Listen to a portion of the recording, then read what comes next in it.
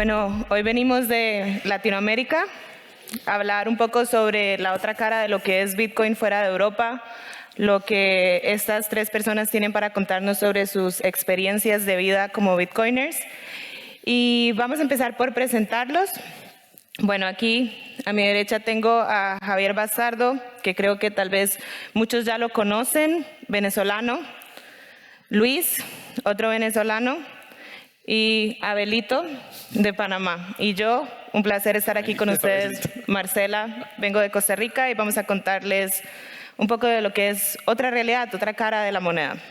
Entonces, para empezar el día de hoy, quiero que estos tres individuos nos cuenten cómo fue que encontraron Bitcoin y por qué se quedaron. Entonces, tal vez quiero empezar aquí con Javier.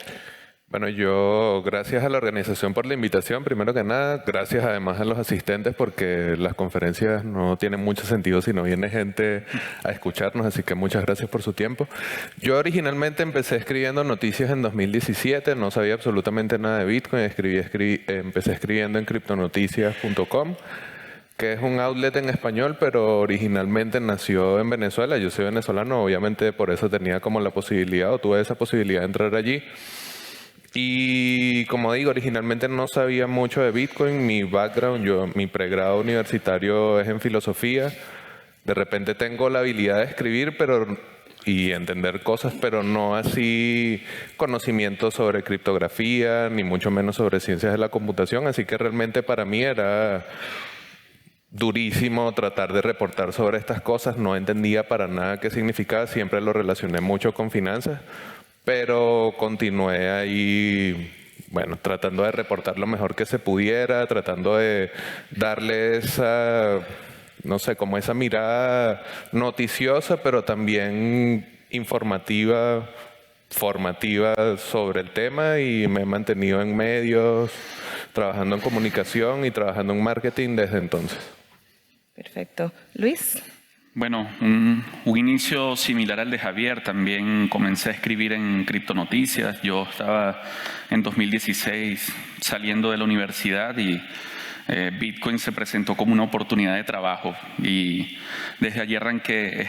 Nosotros los redactores a veces tenemos esa habilidad de entrar en piloto automático y sintetizar una información y yo al principio quizás no conocía mucho de Bitcoin, pero se me dio naturalmente escribir noticias sobre Bitcoin y bueno, los años han pasado, ya casi 10 años haciendo esto y buscando superarme profesionalmente, también entrando un poco a lo del social media, a lo del marketing, y mi tipo de periodismo va un poco hacia la parte técnica de Bitcoin y bueno, gracias a eso he podido hacer amigos y llegar a conferencias como esta.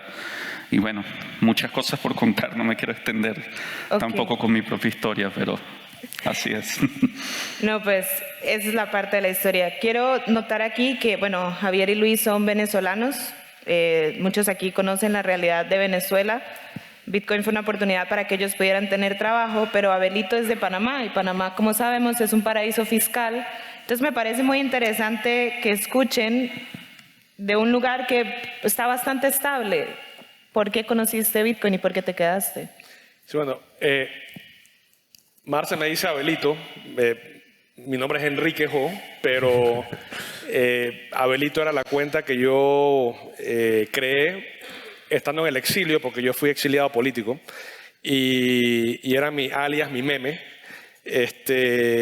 Bueno, esa es una historia bastante larga, pero nada más para resumir, yo siempre pensé que Bitcoin era una estafa, era la estafa más grande y la pirámide más grande que existía desde los tulips, y ya para el año 2019 yo tuve un encontronazo muy duro con el expresidente de Panamá, que nos llevamos muy mal, una historia un poquito trágica, y yo tuve que salir de Panamá porque me abrieron un sinnúmero de casos legales, penales, y tuve que pelear desde el exilio. Al final gané todos mis casos, pero hubo un episodio donde existía la posibilidad de que me fueran a congelar todas mis cuentas bancarias. Y yo me acordé de algo que me había dicho mi esposa, de algo que se llamaba Bitcoin, que yo pensaba que era una estafa, y le dije, ¿sabes qué? Mete toda esa plata ahí, y a lo ciego. Y entonces me puse a estudiar el protocolo como debe ser, las primeras 100 horas, después las primeras 500 horas. Después dije, bueno, ahora lo sé todo de Bitcoin. Y después a las 2000 horas dije, no sé nada de Bitcoin. Y así es la trayectoria que tuve yo. Y al final, después de 8 años de peleas, gané todos mis casos. Conocí a mi hijo cuando regresé a Panamá, cuando cumplió 3 años, y a mi esposa 4 años sin verla, así que esa fue mi trayectoria en Bitcoin, y a diferencia del caso de Venezuela, que obviamente tiene una situación política bastante turbulenta, Panamá es un país que es de ingresos medio alto, es bastante estable, ha crecido por más de 5 o 7% por 20 años, judicialmente muy estable. Los papeles de Panamá, por alguna razón, toda la gente de plata mete su plata en Panamá porque el sistema de defensa de propiedad es fuerte. Y aún en jurisdicciones así, tú puedes tener problemas políticos y digo, yo nunca pensé que me iba a haber envuelto en una situación así. Entonces, parte de la razón, porque a mí no me gusta mucho hablar de mi tema porque es un tema, estás recordando cosas que son tristes y traumáticas, pero inclusive a personas que creen que viven en jurisdicciones que no les va a pasar nada, que son estables, España, lo que sea, pueden verse en la necesidad el día de mañana de tener que salir corriendo, y entonces tú tienes que ver tu riqueza a dónde la vas a depositar y si se puede ir contigo. Entonces, parte de la razón por la que cuento esa historia es por eso, ¿no? Ok, aquí para mí es muy interesante analizar el hecho de que aquí he escuchado ayer hablar de Bitcoin como un asset especulativo, como una reserva de valor. Pero para nosotros, me incluyo, es un refugio de opresión. Hay algo muy interesante que es que cuando se tiene el control de la violencia, se tiene el control de la propiedad privada. Y cuando los gobiernos tienen control de la violencia, tienen control sobre todo lo que sos. Javi y Luis ya no viven en Venezuela. Bitcoin les dio la oportunidad de irse. Quiero que me cuenten un poco y le cuenten a la audiencia si la razón por la que se sintieron más seguros de irse es porque tenían control de su propiedad privada. Bitcoin, así como la propiedad privada más radical que tenemos, ¿no? Como la oportunidad de tener tu dinero de una manera en donde es muy difícil que te lo puedan confiscar, te lo puedan robar, lo puedan diluir. Y esa portabilidad que tiene al ser un bien digital inmaterial obviamente le da un plus extra sobre cualquier otra opción.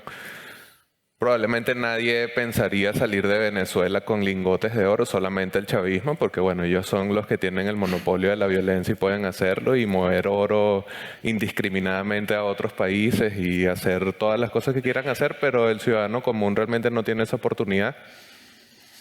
Y el problema de la hiperinflación, que si tú te quedas en bolívares e inclusive te quedas teniendo oro, pues en dólares, el dinero continúa perdiendo valor por diseño. O sea, es una crisis, es un ciclo hiperinflacionario diseñado para empobrecer a la ciudadanía.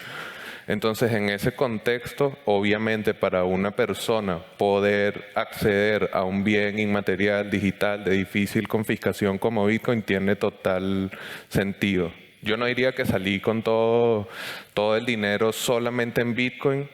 No tengo Bitcoin, de hecho, pero, ¿sabes? Como poder tener el acceso a algo así ha sido súper importante para definitivamente irse de Venezuela. Sí, más allá quizás de la posibilidad de transportar tu dinero con Bitcoin, yo creo que para mí mudarme a El Salvador representó como una oportunidad de tener un contrato individuo-estado. Lo que está ocurriendo en El Salvador no solamente tiene que ver con Bitcoin, sino con un montón de cosas: la seguridad, la apertura económica, las oportunidades profesionales. No les voy a decir que quizás sea el Estado más liberal en el sentido más académico o tradicional de la palabra, pero es un Estado que respeta las libertades personales y colectivas. Entonces es radicalmente diferente a lo que se ve en Venezuela, donde más allá de no poder manejar tu dinero o ser víctima de la hiperinflación, el Estado se mete en todos los aspectos de tu vida. No respeta la propiedad, hay censura en temas de libertad de expresión y de opinión política. Y ya en un punto, obviamente uno quiere mucho su gentilicio, tu país, como las personas, las costumbres, pero cuando no puedes establecer un contrato con el Estado, te ves obligado a, como dicen, votar con tus pies, viajando hacia otro país. Esa es la mejor manera de votar, porque en Venezuela hasta las elecciones también están trampeadas, ¿no? Están intervenidas, pues no hay ese tipo de justicia necesaria para tú desarrollarte como individuo. Entonces, esa es un poco también mi decisión de haberme ido a El Salvador, porque también están esas condiciones mínimas para poder desarrollarme. En el caso de Panamá, no hay banco central, están dolarizados. Digamos que la inflación de la moneda local es completamente inexistente porque no lo existe. Aún así, no tenías cómo transportar tu reserva de valor, por así decirlo. Entonces, como panameño, Panamá y Costa Rica son países vecinos. Creo que somos como de los países más estables en el Istmo. Y para mí la idea de hecho, la frontera entre Panamá y Costa Rica es la única frontera que no está militarizada en el mundo. Entonces, si te pones a pensar eso, somos países sumamente pacíficos. Uno pensaría que al no haber ejércitos, no hay violencia que controlar. Sí. Bueno, tú sabes que yo no sé cuántos panameños o ticos ustedes han conocido, pero realmente no ven muchos fuera de Panamá y Costa Rica, porque a los panameños y a los ticos les encanta vivir en su país por la estabilidad. Entonces no ves esa migración que ves por ejemplo, de Venezuela, lastimosamente por lo que pasa allá, o de otras latitudes. Sí, Panamá no tiene banco central, y al no tener banco central, es más, el dólar se utiliza como moneda de curso para pagar impuestos, pero ni siquiera es de curso legal. O sea que en Panamá tú podrías pagar con Bitcoin, con Dogecoin si quisieras también, con cualquier moneda, con euros, porque tiene una cuenta de capitales completamente abierta.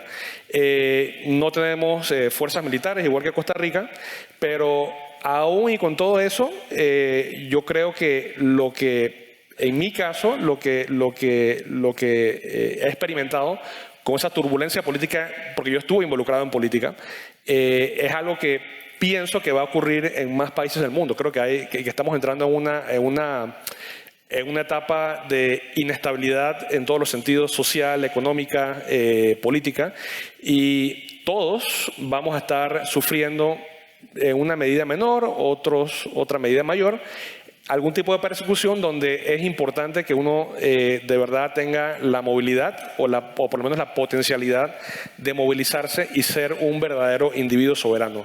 Y yo soy un maximalista tóxico de Bitcoin, porque yo de ser una persona que era muy crítico de Bitcoin, me convertí en un maximalista de Bitcoin, precisamente porque te da esa soberanía individual. Y no pienso que Bitcoin es la solución a todos los problemas, pero es una herramienta súper importante para poder incrementar tu arsenal de defensa como individuo soberano. Y como decía Javier, o sea, tú tienes una propiedad en oro o en propiedades, te vas tú, pero se queda tu propiedad. Te vas tú, pero buena suerte tratando de llevarte el oro. En cambio, el Bitcoin te lo puedes llevar para donde tú quieras y la clave está en tu cabeza. Y desde un punto de vista de una persecución a un grupo, a una raza, etcétera, bueno, pueden agarrar a alguien, lo pueden torturar y le pueden decir, me das tú ahora tu private key o tu llave privada, pero todos los que estamos viendo lo que está pasando, de una vez sacamos el Bitcoin para otro lado. Así que es muy difícil para un Estado poder de manera sistemática robar la riqueza a sus ciudadanos, y yo creo que eso es lo que Bitcoin representa. O sea que para mí, que Bitcoin suba, Obviamente, yo no les voy a decir a ustedes que no, yo no quiero que suba a 1 millón o a 5 millones, pero para mí eso es un tema secundario. Para mí realmente la volatilidad es un tema secundario. Para mí realmente lo importante de Bitcoin es la inconfiscabilidad, la característica que realmente es un activo que yo poseo y que nadie me puede quitar y que me lo puedo llevar y que realmente se lo puedo dar a mi esposa, a mis hijos, y me da soberanía individual. Todo lo demás, digo, es importante, pero ese aspecto que yo dije ayer en mi charla de que era un seguro, y lo decía realmente porque así lo creo, es un seguro ante la inestabilidad personal, de grupo, de política, de país o de mundo que pueda vivir yo. Y eso es lo que yo lo veo en Bitcoin. Para mí es el mejor invento que han hecho en los últimos 5.000 años. Así que no tengo más nada que agregar en ese aspecto. Bueno, aquí tocaste un tema que los gobiernos no te pueden confiscar tu Bitcoin a lo que entendemos. O sea, ahorita no tenemos como estados atacando Bitcoin, no sabemos si lo pueden hacer. O sea, en este momento estamos bien. Y te vale el precio de Bitcoin. No me importa. No te importa. Ayer, un Bitcoin es un Bitcoin, como decía ayer. Ayer hablaban mucho sobre usar o no usar Bitcoin. ¿Cómo hacemos para que los jóvenes usen Bitcoin? ¿Cómo gastar tu Bitcoin? Eso es, o sea, para muchas personas la idea de gastar esta reserva de valor es inconcebible porque tu riqueza tiene que mantenerse en el tiempo.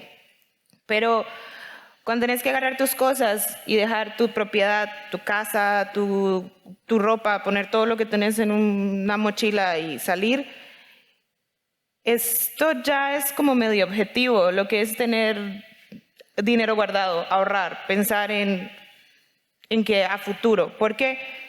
Porque en este momento lo único que estás tratando es de sobrevivir, es básicamente eso.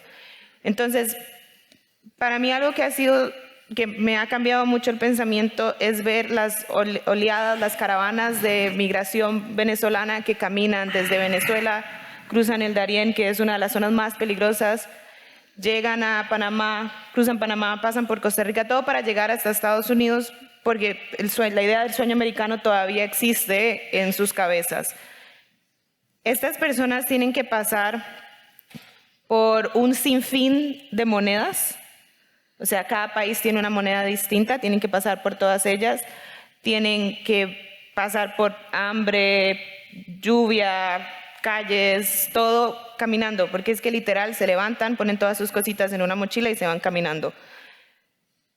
Estas personas no se pueden dar el lujo de pensar en su reserva de valor.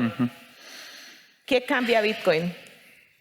O sea, lo que pasa de la reserva de valor y si lo ves como una herramienta exclusivamente de ahorro es que tienes el privilegio, en cierto modo, de vivir en una economía estable en donde puedes pensar a futuro. Yo también me mudé a El Salvador. En El Salvador tienen un dicho que es coyol quebrado, coyol comido, refiriéndose a un huevo. ¿Sabes? Tú no vas a guardar medio huevo para el día siguiente, vas a comer directamente ese día y es como viven las economías latinoamericanas. Obviamente en Europa el euro y esa estabilidad que le brinda las transacciones internacionales, ¿sabes? Que toda la Unión acepte el euro como moneda común, facilita mucho la movilidad y hace mucho más deseable, en cierto modo, tener euros y pensar en euros a largo plazo, pero cuando tú vives en economías que todas son inflacionarias, pero con una velocidad inflacionaria mucho mayor, obviamente nunca vas a desear tener tu moneda local. Siempre vas a estar buscando otra opción para mantener ese ahorro a largo plazo y primero que todo suponiendo que realmente puedas pensar en ahorrar, que realmente la cantidad de dinero que produzca tu esfuerzo en el tiempo permita tener un excedente para guardarlo, que no es lo común en Latinoamérica. O sea, no solo es Venezuela, es que en general nuestras economías están muy ligadas al dólar y pues el dólar ha tenido la ampliación de masa monetaria más grande de su historia desde la histeria de 2019, ¿no? Entonces, como estamos tan interrelacionados con ellos y nuestras monedas están constantemente perdiendo valor, para nosotros la relación con el dinero es muy distinta. O sea, yo hasta ahora es que comienzo a entender de otra forma esta idea de la reserva de valor a largo plazo y poder pensar en 5 años. Pero cuando dije al principio que yo empecé a escribir noticias sobre criptomonedas en 2017, en ese momento yo no tenía ningún chance de ahorrar y nunca hubiese pensado en Bitcoin, a pesar de estar por debajo de $1000, en me voy a comprar este Bitcoin y lo voy a guardar hasta 2023. No solamente no lo hubiese pensado porque no entendía la tecnología, sino porque no tenía la capacidad de ahorro. Así de sencillo. Entonces ahí digo, bueno, la reserva de valor, tienes que tener la posibilidad de ahorrar, tienes que tener excedente económico suficiente para cubrir tus necesidades y además poder pensar a futuro, que mi yo del futuro pueda gastar este dinero, pero y si lo guardé en bolívares desde 2017 ahorita no tuviese nada. En cambio, si lo hubiese guardado en euros, de repente no hace tanto ruido, y si lo hubiese guardado en Bitcoin, ¿qué pasa, no? Entonces, esos distintos tiempos internos de cada una de las monedas, en el caso de Bitcoin, es mucho más amplio, es una tecnología que apenas tiene 15 años y esa reserva de valor a largo plazo, abstracta, a la que ya puedes llegar, se hace mucho más interesante en algo como Bitcoin, que es escaso, que a diferencia de tanto el euro como el bolívar, no es que se puede crear de la nada. Y ahí uno va entendiendo que, bueno, de repente sí tiene sentido pensar en acumular Bitcoin para las generaciones que siguen. Pero eso es luego de que tú cubres tus necesidades básicas, luego de que te puedes dar el lujo de pensar en ahorrar. Si tú no llegas hasta allá, pues obviamente para ti gastar Bitcoin es indiferente, utilizarlo en la economía cotidiana es indiferente, porque de todas maneras no lo hubieses podido guardar. Y si eres una persona que estás tratando de aportar para la adopción de Bitcoin, no tiene mucho sentido quedarte con el Bitcoin siempre en el bolsillo. De repente, si tú tienes un ingreso constante en euros, vas a El Salvador, te gastas 100 euros y compras los mismos 100 euros de Bitcoin que gastaste. Y ya está, no es como para siempre y me voy a morir con mi Bitcoin aguantado por siempre. Lo entiendo y es necesario que haya gente que esté dispuesta a ver el precio caer 60% y no le interese y siga aguantando su Bitcoin, pero nuestras economías y los ciudadanos de nuestros países no tienen esa capacidad. Cada 1% de variación negativa en el precio importa. Cada posibilidad que tengas de gastarlo, sea con la moneda que sea, imagínate el tránsito de Venezuela hasta Estados Unidos, ¿cuántos cambios tendrías que hacer? Entonces, si alguien te acepta Bitcoin, tú no te vas a poner a decirle, no, te voy a dar los pesos mexicanos mejor, porque así me puedo guardar el Bitcoin para dentro de 10 años. No funciona así. Yo creo allí que Javi está marcando 2 puntos clave para que las personas aprendan o entiendan o se sientan atraídas hacia Bitcoin, y son la necesidad y el conocimiento. O sea, puedes llegar a querer utilizar Bitcoin porque tienes el conocimiento sobre economía o todos los temas relacionados a Bitcoin, en fin, ya sea por experiencia o por estudio propio, pero también por necesidad, ¿no? Ahorita este fenómeno de migración que estamos viendo en Latinoamérica y todos los caminantes que están cruzando el Darién hasta el norte de México y eso, es mentira que van a estar cambiando su moneda local por cada país en el que pasen. O sea, simplemente usan dólares porque es la moneda dominante en el mundo y sobre todo en la región. Entonces, probablemente algún bitcoiner como nosotros nos hemos dado cuenta de que el dólar es predominante, pero esas personas quizás no lo sabían hasta que la situación económica o una crisis les tocó sus puertas, ¿no? Entonces, allí es cuando comienza ese aprendizaje que para algunos es más largo, para algunos involucra muchísimo más sufrimiento, porque estamos hablando de esto, de cruzar una selva que ni siquiera los conquistadores lograron, o sea, le llaman el tapón de Darién porque no pasa nada por allí. Ahí estás a merced de los criminales, de los animales incluso, de las fieras, tigres.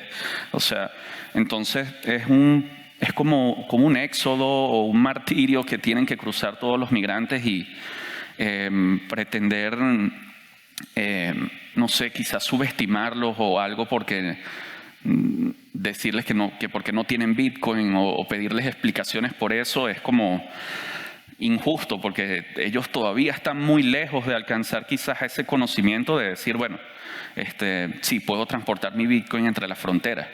Pero al mismo tiempo, Bitcoin se enfrenta a un montón de problemas o de desafíos en lo que son las infraestructuras de pago, la aceptación, la adopción como tal. Yo he tenido la oportunidad de ver muy de cerca los esfuerzos educativos de Bitcoin en El Salvador y he visto a gente, no por menospreciar ni nada, analfabeta, que utiliza su teléfono con comandos de voz, tratando de manejar una cartera de Bitcoin con comandos de voz. O, por ejemplo, no pueden anotar una frase semilla porque no saben escribir. Entonces son retos que en principio no los ves, asumes que la autocustodia, por ejemplo, es sencilla o que tú puedes identificar una dirección SegWit de una legacy y así sabes que te vas a ahorrar comisiones al momento de hacer una transacción on-chain o sabes distinguir una invoice de Lightning. O sea, estamos hablando de que si queremos llevar Bitcoin al llamado tercer mundo o los países subdesarrollados, primero tenemos que solucionar una cantidad de problemas que ya son históricos y generacionales y van mucho más hacia la parte humana y de desarrollo de capacidades básicas que de aprender Bitcoin como tal. Entonces, sí, se mezclan las dos cosas, necesidad y conocimiento, y a mí me gusta mucho intercambiar estas ideas con personas de distintas partes del mundo porque en mis visitas a conferencias y estos intercambios con personas de distintas nacionalidades he podido identificar cuál es como la orientación o el enfoque que cada quien le da a Bitcoin. Por ejemplo, quizás en El Salvador o en Venezuela vemos Bitcoin como un refugio contra la hiperinflación o también para el tema de las remesas y eso. Pero tú vas a una conferencia en Estados Unidos y vas a estar rodeado de puros inversionistas mayores de 50 años, veteranos de Wall Street y de la bolsa, que están viendo a Bitcoin como una reserva de valor o como una especie de oro digital o un dinero commodity. Aquí en España me he podido dar cuenta que el corte es un poco más cypherpunk, criptoanarquista, y eso está genial. O sea, yo creo que todo nutre a esa cosmovisión de lo que es Bitcoin, no esa visión global de lo que puede llegar a ser Bitcoin, pero sí me parece importante esta retroalimentación porque también nos hace como que romper nuestros propios sesgos o nuestras burbujas y concepciones de lo que puede ser Bitcoin para cada quien. No vas a ocupar Bitcoin de la misma manera en Sudamérica como la ocupas en Europa o como la ocupas en Estados Unidos. Entonces, sí es una mixtura de necesidades y de conocimientos. Eso para mí es la lección y la búsqueda que estoy tratando de unificar en mi discurso y en mi trabajo, pues, y creo que el de todos, ¿no? Es una labor de divulgación también y de educación hacia ti mismo y aprender, reaprender y va mucho de la mano con la interacción con la persona que necesita Bitcoin y que probablemente todavía no lo sabe y tú piensas que lo necesita y a veces no lo necesita, sino que usa dólares en efectivo. Y eso, pues, y las personas que sí saben, pues de todo te nutres un poco. Y la búsqueda es larga, va a tomar muchos años, pero bueno, allí estamos y espero contar con su ayuda también. Sí, pero al final era también lo que yo decía ayer, que Bitcoin representa muchas cosas para muchas personas con distintas necesidades. Uh-huh. Entonces, en mercados emergentes, en países en vías de desarrollo, en donde no hay, por ejemplo, ese impuesto a capital, por ejemplo, en Panamá no hay... Yo pago con Bitcoin y no me van a cobrar un impuesto de capital porque, bueno, en Panamá no se paga impuestos, pero tampoco se paga por transacción de Bitcoin. Entonces, para mí es muy fácil pagarle a otra persona en Bitcoin, pero cuando yo estaba en Estados Unidos, yo nunca iba a tratar de comprar un café porque entonces después hacer el cálculo de a qué precio compré el Bitcoin para después es un enredo, y creo que también aquí en España es igual y en Europa también es igual. Entonces eso no va a incentivar el uso de Bitcoin como medio de pago, básicamente por un tema impositivo. Entonces también está el tema, por ejemplo, de inversión, que, bueno, hace poco en Estados Unidos, creo que fue hace una semana o 2 semanas atrás, que cambiaron las reglas de contabilidad para que las empresas, es un poco técnico, pero básicamente que puedan poner el precio de Bitcoin al valor de mercado en vez de al menor precio en su balance de situación o en sus estados financieros. Y eso no incentivaba el uso de inversión o de tesorería de empresas poder invertir en Bitcoin. En países en donde hay inflación alta, obviamente es una reserva o una protección contra inflación. En países donde tú tienes ahí inmigrantes, lo demás es una protección de propiedad. O sea, Bitcoin es lo que tú quieras que sea. Y al final tampoco nos vamos a engañar. Este es un activo que tiene 15 años. Obviamente en América Latina la gente prefiere dólares porque todo está dolarizado, pero por ejemplo Javier decía que el euro tenía algo de valor, pero bueno, si te pones a ver el euro desde su nacimiento, creo que ha perdido más del 70-80% de su valor desde su nacimiento, y el dólar ha perdido el 99% desde 1903. Entonces es como una muerte lenta, es un cáncer que nunca te termina de matar, pero ya quedas completa y absolutamente desahuciado. Entonces yo también entiendo de que mientras menor sea tu nivel de ingresos, no tienes una capacidad de ahorro. Pero es como que el huevo y la gallina, o sea, no tienes capacidad de ahorro porque tú estás dedicando tu tiempo y esfuerzo y lo depositas en un activo que se deprecia en el tiempo y por eso no tienes ahorros y por eso simplemente no tienes esa capacidad de ahorro. Entonces, yo creo que hay personas que simplemente no les importa Bitcoin, pero y ahí viene el tema de la educación, porque tú puedes utilizar Bitcoin como una vía de transporte y recibir dólares al final del día y mantener esa estabilidad si tú quieres en dólares, pero utilizas Bitcoin como esa autopista para poder transportar valor, especialmente si tienes que recorrer distintas jurisdicciones porque están los costos de cambio entre diferentes jurisdicciones y te ahorrarías un montón de plata. Por ejemplo, en El Salvador, con el tema de las remesas, hay personas que lo que quieren recibir es dólares porque todos sus gastos están en dólares, pero si tú vives en la montaña y tienes que irte a Western Union, tienes que bajar, tienes que tomar 3 buses, tienes que pagar, no sé, 5, 6, 7 dólares en transporte. Bueno, ya no, pero antes, que era muy peligroso, tenías que pagarle al malandro de la esquina para que pudieras sacar tu plata de Western Union sin que te mataran, y cuando regresabas a tu casa, de los 100 dólares que te dieron, te quedaban 60. Entonces, con Bitcoin no tienes ese tipo de fricciones. Te mandan 100 dólares y 100 dólares es lo que vas a recibir.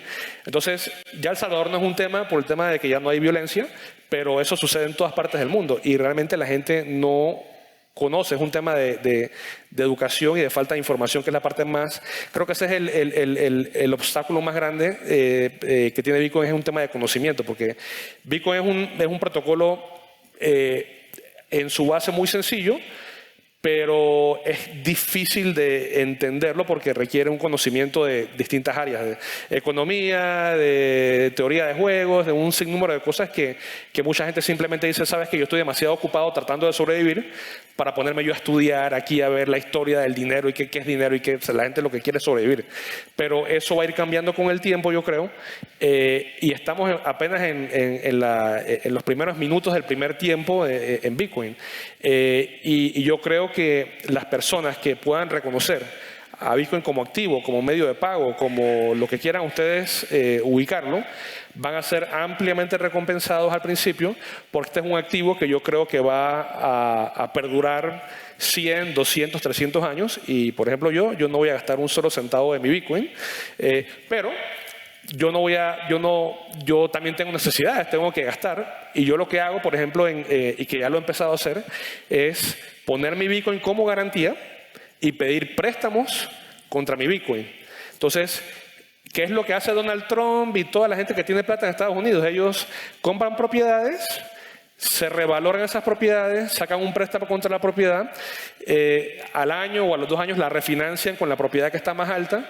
Como es un préstamo, no tienes que pagar impuestos porque es un préstamo, no es un ingreso, y los intereses que tú pagas sobre ese préstamo son deducibles de impuestos. Entonces, el sistema tú puedes utilizar parte del sistema fiat para favorecerte como Bitcoiner sin tener que gastar tu Bitcoin y poder tener liquidez en fiat. Y tú lo que utilizas al final del día es tu euro o tu dólar como tu cuenta corriente y tu Bitcoin como tu cuenta de ahorro. Entonces, digo, ese es para los privilegiados que pueden tener la posibilidad de ahorrar en Bitcoin y también tener gastos. Pero yo creo que para las personas de menos ingresos lo que necesitan tener es Bitcoin como medio de pago para reducir las fricciones de costos entre distintas jurisdicciones, para reducir los gastos que tienen, ya sea cambiando de una moneda para la otra o simplemente tener que ir a un intermediario para que puedan tener la liquidez.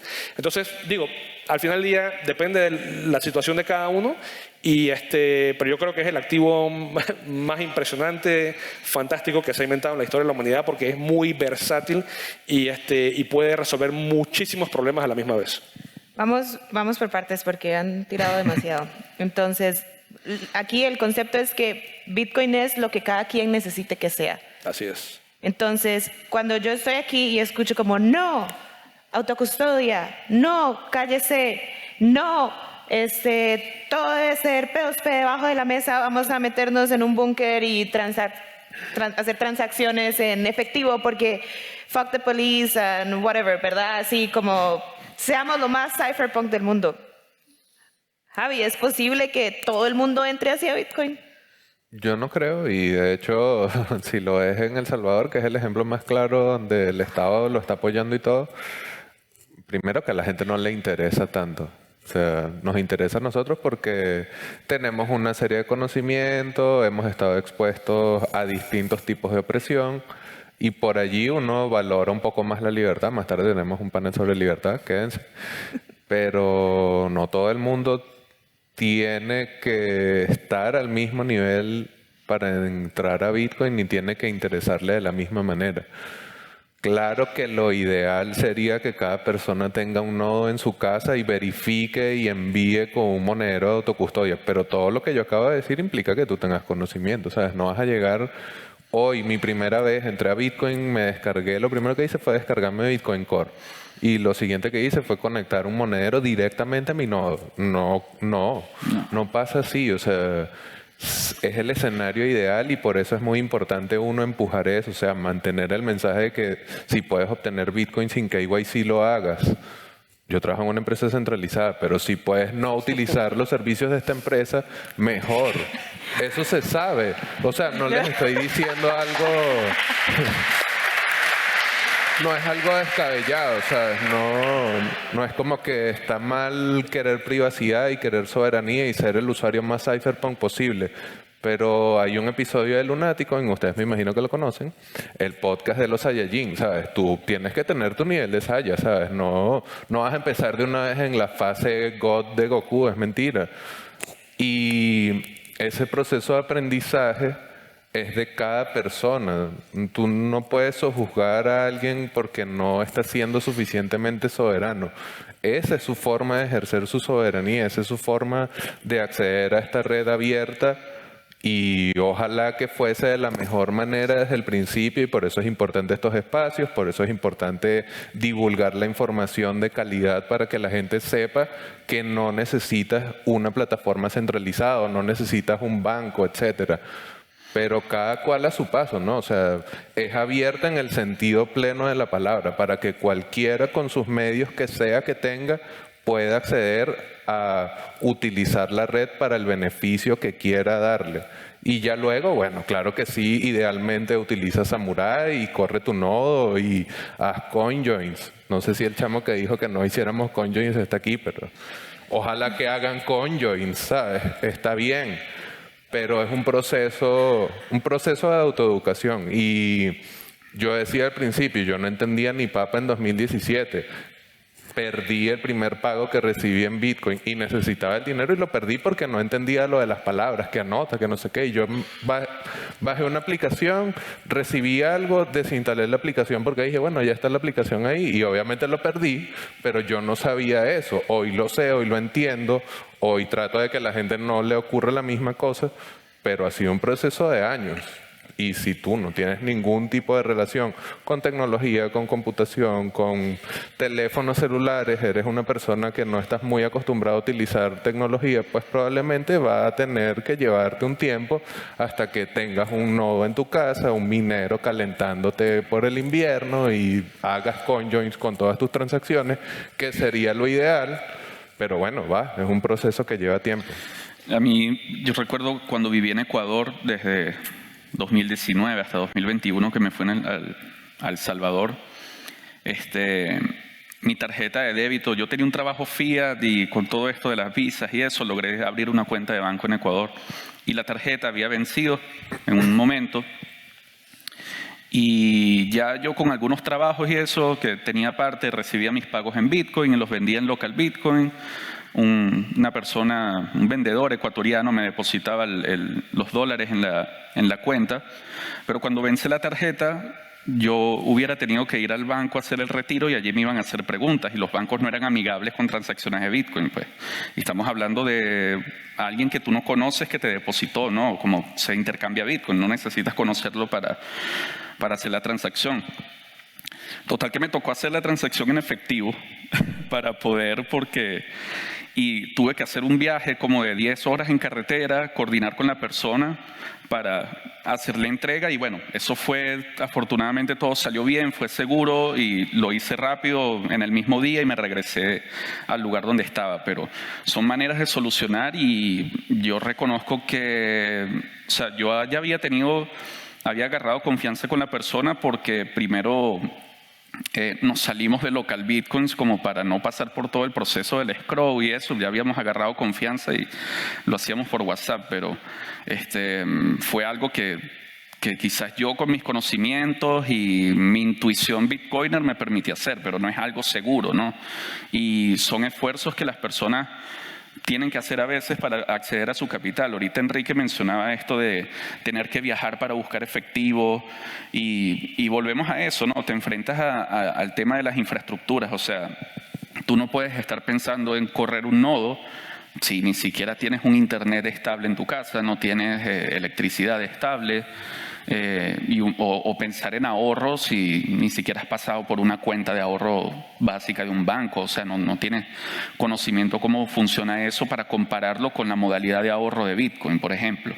Entonces, sí, no juzgar y entender, ponerse quizás en los zapatos del otro para entender por qué una persona probablemente esté usando Bitcoin no de la manera más idónea que nosotros, con todos nuestros conocimientos, pensamos que debería utilizarse, ¿no? Entonces sí, son como experiencias que uno va acumulando y va viendo hasta que entiendes que tienes que respetar la forma de cada quien de usar Bitcoin, porque si bien, como dice el libro de Álvaro de María, sí hay una filosofía de Bitcoin, de alguna forma, también es dinero sin reglas, ¿sabes? Permissionless, y puedes usarlo para hacer transacciones P2P o para acuñar imágenes JPG y saturar un bloque en la blockchain y hacer un NFT que no tiene valor, o sea, y hacer cualquier cosa, ¿no? Entonces, eso es parte de lo que permite el protocolo y de lo que permite la tecnología. Puede ser dinero, como también puede ser una herramienta para, digamos que con un billete de dólar puedes usarlo para transaccionar, pero también puedes hacer un origami y exponerlo y venderlo en una feria de artesanos, no sé, o puedes hacer un cuadro o algo. Es como las aplicaciones diferentes del dinero. Lo que necesites que sea, básicamente. Sí. Bueno, nos quedan unos minutitos. Abelito, no sé si quieres decir algo o podemos abrir a preguntas. Sí, yo nada más terminaría diciendo que yo veo un mundo en donde va a haber autocustodia, va a haber intermediarios en Bitcoin, van a haber bancos que utilicen sus reservas en Bitcoin, o sea, van a haber gustos para todos los gustos, van a haber una solución. Yo nada más, mi frustración es que yo creo que es la primera vez en la historia que tienes un activo en donde el ciudadano común y corriente puede entrar antes que los magnates. Porque en toda la historia de las finanzas y del capitalismo, siempre han sido los que más tienen, los que se han aprovechado del sistema para poder acumular más riqueza que el ciudadano común y corriente, y con Bitcoin ha sido lo contrario. Ha sido el ciudadano común y corriente el que tiene la oportunidad, pero esa ventana de oportunidad se está cerrando. Y yo creo que es lo que me frustra un poco, y yo sé que hay un tema de educación, hay gente que simplemente no se le puede apresurar, pero al final del día yo creo que cada uno va a comprar Bitcoin al precio que se merece. O sea, no todo el mundo va a tener ese privilegio de poder entrar porque tiene que haber un tema de convicción, pero o lo compras por convicción o lo compras por necesidad. Y esa es la triste realidad que yo veo. En mi caso, yo no fui tan inteligente como mis compañeros acá y yo lo tuve que comprar por necesidad, pero yo creo que vamos hacia un mundo más inestable. Yo creo que ustedes, Madrid me ha encantado, tenía 20 años que no venía para acá y vivían todos muy bien, pero yo creo que el tema de las finanzas públicas, no solamente de España y de Europa, está en una trayectoria bastante preocupante, y yo no veo cómo a largo plazo se va a resolver eso. Y la tesis del individuo soberano, si no se han leído el libro, es que el nómada digital, que es el que crea valor, que es el que paga sus impuestos, no se va a estar aguantando tener que estar subsidiando el gasto de otras personas simplemente porque son los que están políticamente bien conectados. Esas personas van a estar migrando hacia Panamá, hacia Paraguay, hacia otras jurisdicciones. Entonces, ¿cómo van estos países a financiar ese estilo de vida? Entonces, simplemente va a haber un tema que yo creo que cada uno va a tener que ver su entorno y ver cómo mejor se protege sus activos, su inversión y su capital. Entonces, yo creo que es el momento ideal para aprender de este activo. Obviamente los que están aquí ya son pioneros, pero creo que los compañeros de uno, ya mis amigos cuando me ven ya ni me quieren hablar porque dice me viene a hablar de Bitcoin de nuevo, y yo ya he optado por ni siquiera hablarles y les digo, les hablo del problema y ellos me preguntan, bueno, ¿cuál tú crees la solución? Y yo les digo, ¿qué tú crees? Entonces ahí no es forzar, pero yo creo que cada uno tiene que caminar al paso que debe, y la tecnología creo que eventualmente va a resolver todos estos problemas de fricciones para que pueda ser mucho más fácil la adopción a largo plazo. Ok, perfecto. Vamos con preguntas para estos chicos. No todos al mismo tiempo. No, pregunten, por favor. Estamos súper abrumados. No. Todos bien. Gracias.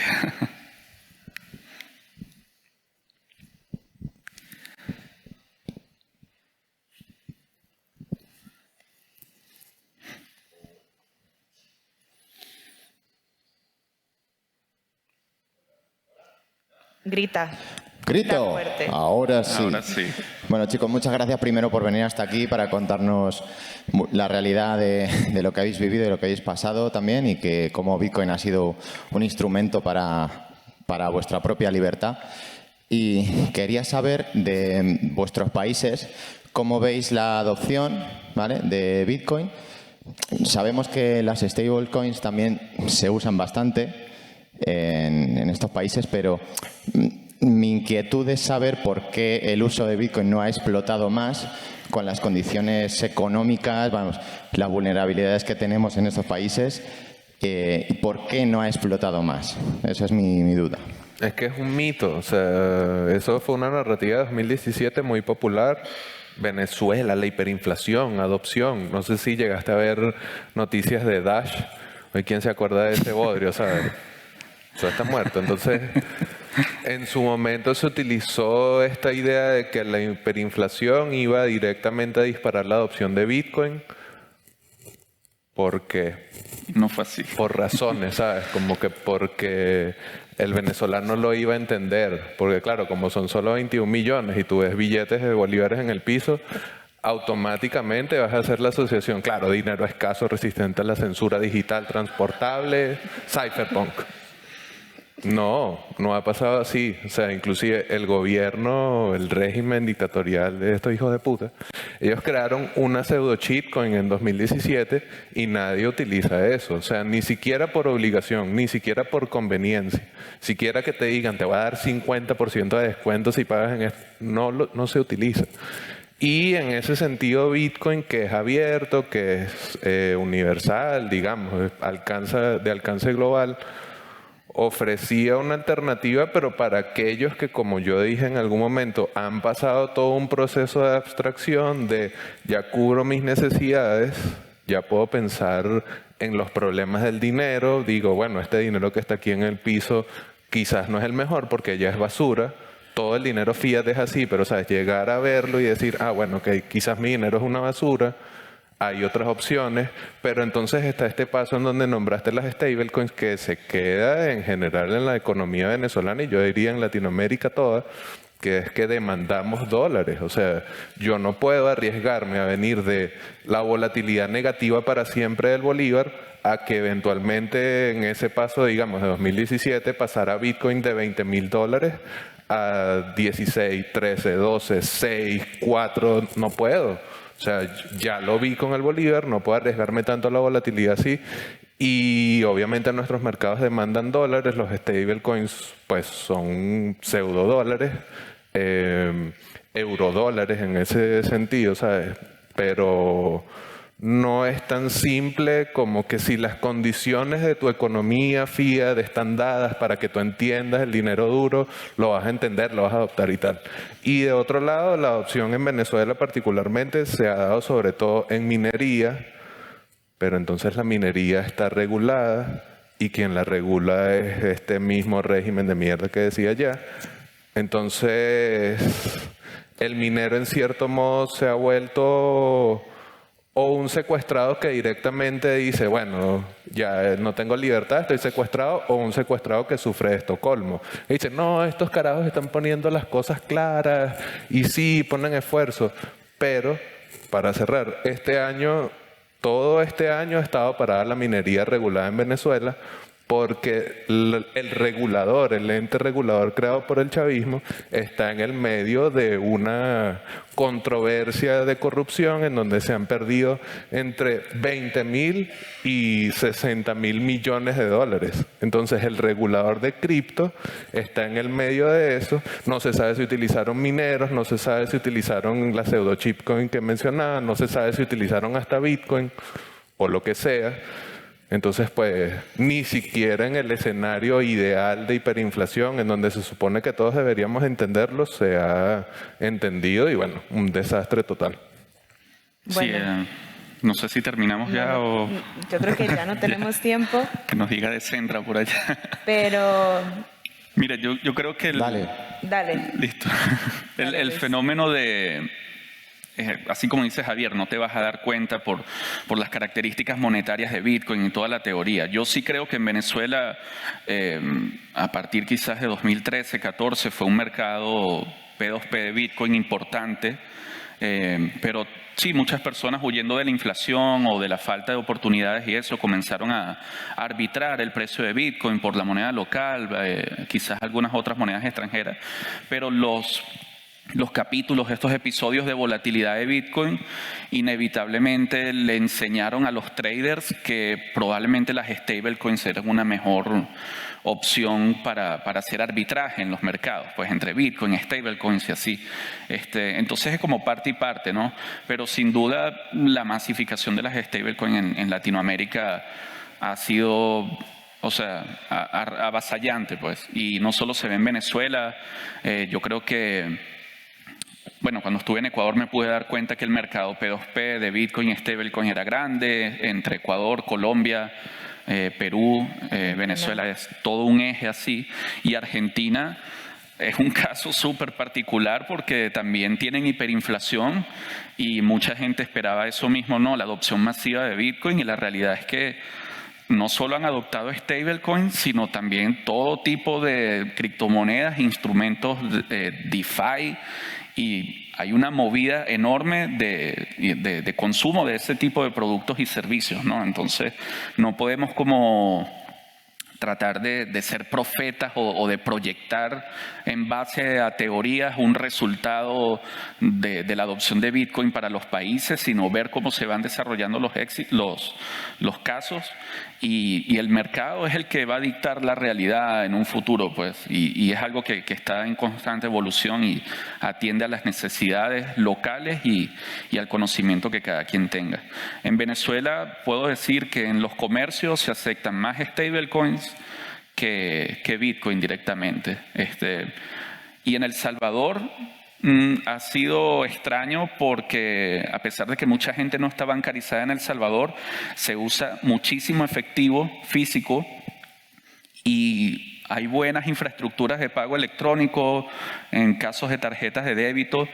Y el mercado de crédito es muy bueno también, o sea, abunda el crédito en El Salvador. No lo estoy haciendo como promoción de nada, pero me he podido dar cuenta que es un poco mejor al resto de otros países. Entonces dices, bueno, sí, puede ser que el salvadoreño pueda ocupar Bitcoin para transportar rápido su dinero o recibir una remesa, pero la realidad es que una tarjeta de débito es más práctica por ahora para usarla para pagos que Bitcoin. Entonces hay que pensar más bien cómo cambiamos eso, si es que nos conviene y sí, pero entender esa realidad, pues, y no dar las cosas por sentado. Ya, muy brevemente, yo nada más diría que Bitcoin nada más tiene 15 años, el Fiat tiene más de, no sé, 100 años, y un bebé no va a correr una maratón, o sea, empieza gateando, y creo que al final del día Bitcoin es inevitable, y yo creo que Bitcoin va a sobresalir y va a ser ese medio de pago, nada más que estamos todavía muy temprano, y por eso yo decía, estamos apenas en la etapa de la consolidación de Bitcoin como una reserva de valor en general, pero ese medio de pago se está dando, hay 160 fiats en el mundo, y Bitcoin tiene más aceptación que el 99% o el 98% de los fiats alrededor del mundo. En cada país que tú vayas, ya tú puedes comprar bienes y servicios en Bitcoin, que no puedes hacerlo si tienes pesos o tienes alguna otra moneda que no sirva mucho, a diferencia o con excepción del dólar y de repente del euro. Pero estamos temprano en el juego, y digo, yo creo que la gente va a tener que aprender con tropiezos, pero eso se va a dar. No esperemos que vaya a haber una adopción en los próximos 5, 10, yo diría 15 años, pero eventualmente yo creo que las propiedades del dinero que tiene Bitcoin son muy superiores a todo lo que tenemos en la actualidad, y eso es lo que se va a dar, básicamente. Entonces, para cerrar, yo creo que lo más importante que he escuchado es que para tener Bitcoin no se necesita seguir una serie de lineamientos específicos. Hay que entender que el conocimiento es un privilegio, pero tener la capacidad de entender y crear conocimiento, absorber conocimiento, es un privilegio aún más grande que lamentablemente en nuestros países tal vez no esté tan a la mano como es para ustedes. Y por último, agradecerles a ustedes, chicos, porque sus historias son únicas, y para mí es un honor estar sentada aquí con ustedes y escucharlos, y espero que hayan disfrutado de esta pequeña reseña de vida. Gracias, gracias.